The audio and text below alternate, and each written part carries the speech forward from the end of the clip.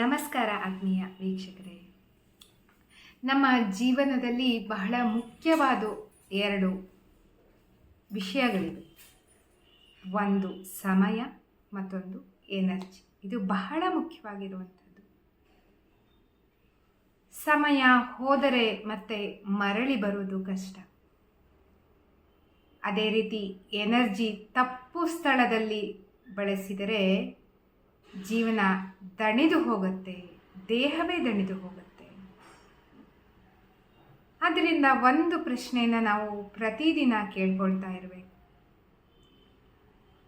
ನಾವು ನಮ್ಮ ಎನರ್ಜಿಯನ್ನು ಎಲ್ಲಿ ಕಳೀತೀವಿ, ಯಾರ ಜೊತೆಗೆ ಕಳೀತೀವಿ ಅಂತ. ಮೊದಲನೇದು ಪಾಸಿಟಿವ್ ವ್ಯಕ್ತಿಗಳ ಜೊತೆಗೆ ಅಂತಂದರೆ, ಪಾಸಿಟಿವ್ ವ್ಯಕ್ತಿಗಳ ಜೊತೆಗೆ ಸಮಯವನ್ನು ಕಳೆಯೋದ್ರಿಂದ ಏನಾಗುತ್ತೆ, ಮನಸ್ಸು ಉಲ್ಲಾಸವಾಗುತ್ತೆ, ಮನಸ್ಸು ಹಗುರ ಬರುತ್ತೆ, ಉತ್ಸಾಹ ಬರುತ್ತೆ, ಮತ್ತು ನಮಗೆ ಪ್ರೇರಣೆ ಸಿಗತ್ತೆ ಅವರಿಂದ. ಅದೇ ನೆಗೆಟಿವ್ ವ್ಯಕ್ತಿಗಳ ಜೊತೆಗೆ ನಮ್ಮ ಸಮಯವನ್ನು, ಎನರ್ಜಿಯನ್ನು ಕಳೆದರೆ ಮನಸ್ಸು ದಣಿದು ಹೋಗುತ್ತೆ. ಸದಾ ಅವರಿಂದ ನಾವು ದೂರುಗಳನ್ನೇ ಕೇಳಬೇಕಾಗತ್ತೆ. ಮತ್ತು ಅವರು ನಿರಾಶೆಯನ್ನು ಹರಡುತ್ತಾರೆ. ಅವರಲ್ಲಿರುವ ನಿರಾಶೆಯನ್ನು ನಮಗೂ ಅಂಟಿಸಿಬಿಡ್ತಾರೆ. ನಮ್ಮ ಕನಸುಗಳನ್ನು ತುಂಬ ಕೀಳಾಗಿ ನೋಡ್ತಾರೆ. ಸುಮ್ಮನೆ ಬೇಡದೇ ಇರೋ ವಿಚಾರಗಳನ್ನೆಲ್ಲ ಮಾತಾಡ್ತಾರೆ. ಇಂಥವರು ನಮ್ಮ ಎನರ್ಜಿಯನ್ನು ಕಸಿದುಕೊಳ್ತಾರೆ. ಇದರ ಬಗ್ಗೆ ನಾವು ಗಮನ ಇರಬೇಕು. ಜೀವನದಲ್ಲಿ ಯಶಸ್ಸು ಬೇಕಾದರೆ ನಾವು ಯಾರ ಜೊತೆಗೆ ಸಮಯವನ್ನು ಮತ್ತು ನಮ್ಮ ಎನರ್ಜಿಯನ್ನು, ಶಕ್ತಿಯನ್ನು ಕಳಿತೀವಿ ಅನ್ನೋದ್ರ ಕಡೆಗೆ ನಮ್ಮ ಗಮನ ಸದಾ ಇರಬೇಕು.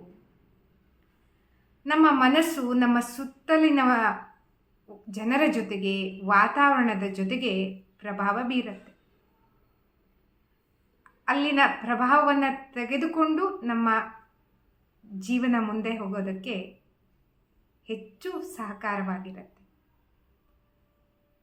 ಪಾಸಿಟಿವ್ ವ್ಯಕ್ತಿಗಳು ಆಲೋಚನೆಗಳನ್ನು ಮತ್ತು ನಮ್ಮ ಆತ್ಮವಿಶ್ವಾಸವನ್ನು ದಿನದಿಂದ ದಿನಕ್ಕೆ ಹೆಚ್ಚು ಮಾಡ್ತಾ ಹೋಗ್ತಾರೆ. ಅದೇ ನೆಗೆಟಿವ್ ವ್ಯಕ್ತಿಗಳು ನಮ್ಮ ಆತ್ಮವಿಶ್ವಾಸವನ್ನು ಕಸಿದುಕೊಳ್ತಾರೆ ಮತ್ತು ನಮ್ಮನ್ನು ತುಂಬ ಕೀಳಾಗಿ ಕಾಣ್ತಾರೆ. ಹಾಗಾಗಿ ನಮ್ಮಲ್ಲಿ ಕನಿಷ್ಠ ಪಕ್ಷ ಒಂದು ಜ್ಞಾನ ಇರಬೇಕು. ನಾನು ಯಾರ ಜೊತೆಗೆ ಸಮಯ ಕಳೀತಿದ್ದೀನಿ ಅನ್ನೋ ಅರಿವಿರಬೇಕು. ನಾವು ಎಲ್ಲರ ಜೊತೆಗೂ ಸಮಯ ಕಳಿಬೇಕು ಅಂತ ಏನೂ ಇಲ್ಲ. ಕೆಲವರಿಂದ ದೂರ ಉಳಿಯುವುದು ಸಹ ನಮ್ಮ ಬುದ್ಧಿವಂತಿಕೆ ಅಂತ ಹೇಳ್ಬೋದು. ಸರಿಯಾದವರ ಜೊತೆಗೆ ಇದ್ದಾಗ ನಮ್ಮ ಜೀವನದ ದಾರಿಯು ಸುಗಮವಾಗಿರುತ್ತೆ, ಸ್ಪಷ್ಟವಾಗಿರುತ್ತೆ ವೀಕ್ಷಕರೇ. ಅದನ್ನು ನಾವು ಆರಿಸ್ಕೋಬೇಕು, ಯಾವುದು ನಮಗೆ ಯೋಗ್ಯ, ಉತ್ತಮ ಅಂತ. ಯಾಕೆಂದರೆ ಎನರ್ಜಿ ನಮ್ಮ ಜೀವನದ ದಿಕ್ಕನ್ನೇ ಬದಲಾಯಿಸುತ್ತೆ. ಹಾಗಾಗಿ ಸಮಯ ಮತ್ತು ಎನರ್ಜಿಯನ್ನು ಉತ್ತಮವಾದ ಕಡೆಗೆ, ಉತ್ತಮ ಸ್ಥಳದಲ್ಲಿ, ಉತ್ತಮ ಜನರ ಜೊತೆಗೆ ಮುನ್ನಡೆಸಿಕೊಂಡು ಹೋಗುವಂಥದ್ದು ಬಹಳ ಒಳ್ಳೆಯದು.